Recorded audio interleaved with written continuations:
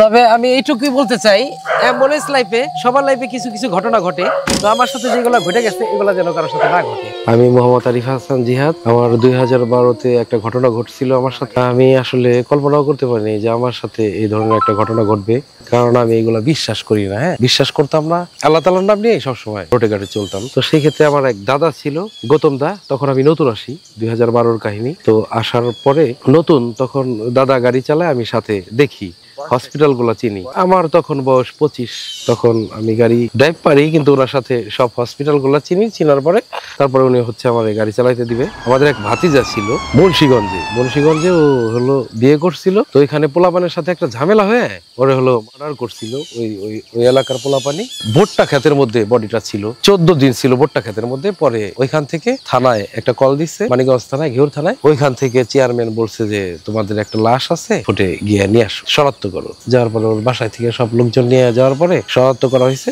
দেখে চিনছে যে না, এইটা তাদেরই বডি। আমরা বডিটা নিয়ে আসতে লাগছি আপনার হচ্ছে মিটফুট থেকে। মিটফুটের ইয়াতে ছিল, কি বল, লাশ কাটা ঘরের মধ্যে ছিল, মর্গে ছিল। ওইখানে দেখেই তো আমার অবস্থা খারাপ। মানে লাশের বিবরণটা হচ্ছে মাথাটা লম্বা হয়ে গেছিল, গামছা দিয়ে পেঁচানো ছিল। তো আর বডিটা 14 দিন ছিল ভুট্টা ক্ষেতের মধ্যে। তো বডিটা দেখেই তো আমি আতঙ্ক, আল্লাহ আমি কি দেখলাম, পচে গেছে একেবারে, দুর্গন্ধ, লাশটার বিচ্ছিরি চেহারা হয়ে গেছে। ঠিক আছে, ওরে চিনাই যেতেছে না যেটা যে বরকত। ওই লাশটা দেখার পর থেকেই আমার আতঙ্ক শুরু হয়ে গেছে। আর এর মধ্যে সন্ধ্যা টাইম চলে আসতেছে, আমি তো ভয়ে, মানে তখন থেকে আমার ভয় শুরু হয়ে গেছে। তো দাদা বললো যে তাহলে আরিফ গাড়িটা চালাও। আমি বললাম যে না, আমি তো আসলে লাশ নিয়ে কখনো গাড়ি চালাই নাই, তো দাদা আপনি চালান, আমি বাম পাশে বসি। তো গন্ধ, বিচ্ছিরি গন্ধ, গন্ধে গাড়ির মধ্যে থাকাই যাইতেছে না, এমন একটা অবস্থা, বাজে গন্ধ। আর পচা রক্তগুলা গাড়ির মধ্যে একেবারে মিক্সড হয়ে গেছে। আমি, আমার গামছা ছিল মুখের মধ্যে, গন্ধের কারণে মুখের মধ্যে নাক টাক একেবারে বাইরে রাখছি। একটা পাউডার কিনছিলাম, সেই পাউডারটা আমি মুখের মধ্যে দিয়ে লাগাই রাখছিলাম। এরপরে ওই গাবতুলি দিয়ে আসতেছি, আসার পথে মোটামুটি আমরা গোলরা চলে আসছি। এর মধ্যে দাদা বলতেছে যে আরিফ এখন তুই গাড়িটা চালা। তো আমি বললাম যে দাদা কি সমস্যা, আপনার কি সমস্যা হইতেছে? তখন রাত প্রায় 9টা-10টার মতো। একটা ব্যাপার হচ্ছে, মিটফুট থেকে যখন আমরা আসলাম তখনই বৃষ্টি শুরু হয়েছে, ঝিমঝিম বৃষ্টি। এইদিকে গাড়ির মধ্যে বিচ্ছিরি গন্ধ, থাকা যাইতেছে না, এর মধ্যে আবার বৃষ্টি, গ্লাস ট্লাস লাগাই দিতে হইতেছে। মানে কি যে একটা যন্ত্রণার মধ্যে পড়ে গেলাম। একদিকে ভয় কাজ করে, আর একদিকে গন্ধ, মানে কি কোনটা রেখে যে কোনটা কি করব বুঝে উঠতে পারতেছিলাম না। এরপর আসতেছি, আসার পরে আপনার মাঝ পথে দাদা বলল যে, আমি দেখলাম দাদা কেমন জানি গাড়িটা ঠিকঠাক মতো চালাইতে পারতেছে না, গাড়িটাও কেমন যেন ভার কেমন যেন লাগতেছে। গাড়ির মধ্যে একটা আতঙ্ক সৃষ্টি হয়ে গেল কেমন যেন। এদিকে বাইরে বৃষ্টি, ঝিমঝিম বৃষ্টি, সবাই কেমন জানি একটা মানে ভয় কাজ করতেছে প্রচন্ড। এর মধ্যে আমরা আসতেছিলাম, যাওয়ার সময় যেভাবে গেছিলাম, আসার সময় গাড়িটা ওইভাবে চলতেছে না, কেমন যেন একটা ভার হয়ে গেল গাড়িটা। সবার মধ্যে কেমন যেন একটা ভয় কাজ করতেছে। আমি এগুলা বিশ্বাস করি না। আল্লাহ বিল্লাহ করতে করতে বইটা গিয়ে নালিবাজারে নামায় আসলাম। নামায় আসার পর এরপরে হসপিটালে আসলাম। হসপিটালে আসার সাথে সাথেই একটা শিশু বাচ্চা নিয়ে যেতে হবে শিশু হসপিটালে। সেই পেশেন্টটা নিয়ে গেলাম আমরা শিশু হসপিটালে। আসার পথে দাদা তো ক্লান্ত, একেবারে ক্লান্ত। দাদা বলতেছে আরিফ আমার তো খুব খারাপ লাগতেছে। আমিও দেখলাম দাদা কেমন জানি গাড়িটা ঠিক মতো চালাইতে পারতেছে না। তখনও বৃষ্টি থামে নাই, বৃষ্টি আরো জোরে জোরে আসতেছে, গাড়ির মধ্যে গন্ধ, থাকা যায় না। তো দাদা গাড়ি চালাইতেছে, দাদা কেমন যেন মানে একটা ভাব, বুঝতেছি না, ভয় কাজ করতেছে। দাদার মধ্যে ভয় কাজ করতেছে, আমার মধ্যে ভয় কাজ করতেছে। তো ব্রেকটা কেমন যেন মারে উল্টা পাল্টা। পরে আমি দাদারে বললাম, দাদা আপনি কি ক্লান্ত হয়ে গেছেন? আপনি এমন করতেছেন কেন? না হলে আপনি বাম পাশে বসেন, আমি গাড়িটা ড্রাইভ করি। এরপরে দাদা বললো ঠিক আছে। তো আমি চালাইতেছি, এর মধ্যে বিচ্ছিরি গন্ধ, থাকা যায় না গাড়ির মধ্যে। ডাইন পাশের যে গ্লাসটা ছিল, সাইড গ্লাস, সেই সাইড গ্লাসটা নামাইছি, একটু নামাই কিছু দূর আসছি। এদিকে দাদা, তখন একটু বৃষ্টি কম ছিল, তো দাদা তো বাম পাশে ঘুমায় পড়ছে। রাত তখন আনুমানিক 12টা বাজে। তখন আসতেছি, এরিয়াটা হচ্ছে আপনার ওই যে জাগির ব্রিজের আগে। গোলরা পার হয়েছি পরেই আমার ব্রেকটা মানে কেমন যেন অ্যাকুরেট মারতে পারতেছি না। আটকা মারে ব্রেকটা। তো আমার ভিতরে তো কেমন যেন একটা ভয় কাজ শুরু হয়ে গেল। আগে থেকেই ভয় পাইছিলাম।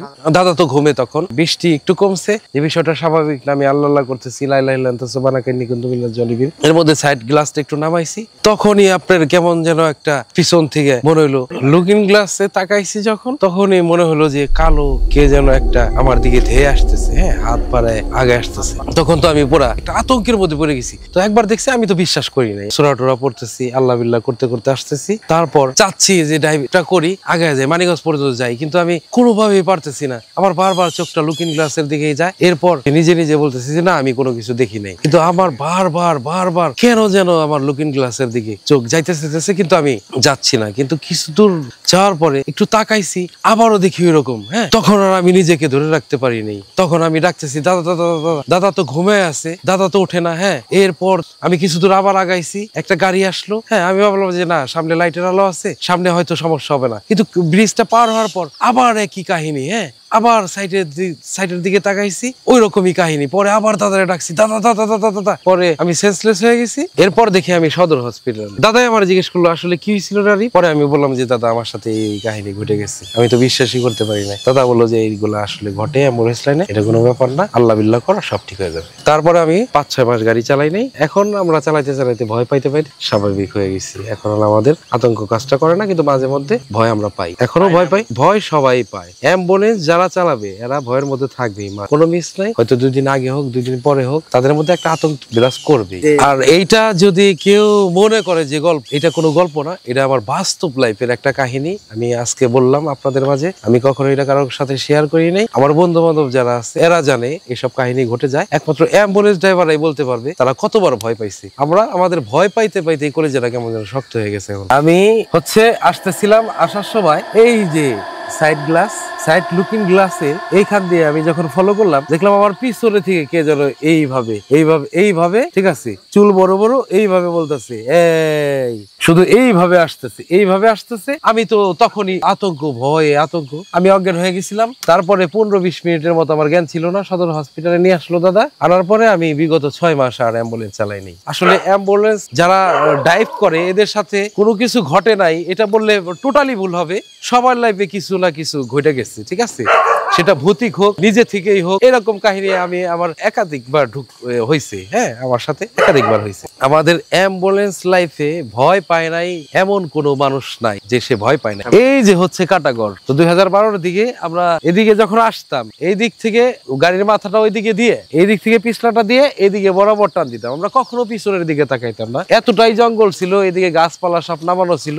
আমরা মনে করতাম যে সব বুত মনে এই দিক দিয়েই থাকে। হ্যাঁ, তো এত সচল ছিল না। এখন যে সচলটা, 12টা-1টা পর্যন্ত গাছগুলো এই পাশে ঝিমঝিম করতো। হ্যাঁ, মানে এই দিকে আমরা কেউ আসতাম না, ভুলেও কেউ আসতাম না। যদি আমরা আসতামও তাইলে কাউরে নিয়ে আসতাম। ওইখান থেকে কাউরে বলতাম যে রাত্রে তোরে খাওয়াবো, চল চা খাওয়াবো, অন্য কিছু খাওয়াবো, এগুলা বলে গাড়ি ঘুরাইতে আসতাম। একা কখনো এইদিকে আসি নাই। এই যে এইখানে একটা বট গাছ আছে, ওইখানে হলো একটা কুয়া আছে। এই যে কুয়াটা, আমরা তখন মনে করতাম যে এইখানে লাশ ফালায় রাখতো, পুরাটা কুয়া। হ্যাঁ, তো আমরা ভাবতাম এই কুয়ার মধ্যে লাশ টাশ ফালায় রাখতো। এই কারণে আমরা এইদিকে আসতাম না, ভয় পাইতাম। ও আমার শরীরে ঘুরে বেড়ায়। রহস্যময় এমন অনেক ঘটনা পৃথিবীতে ঘটে, যার ব্যাখ্যা বিজ্ঞান দিতে পারে না। তোমরা কারা যাচ্ছ? আমাদের উঠাও। অবিশ্বাস্য এমন গল্প শুনতে চায় চলতি। গল্প বলতে আমাদের সাথে যোগাযোগ করুন। 1 বার, 2 বার, 3 বার। ফোন 0961102759 অথবা ফেসবুকে ইনবক্স করুন।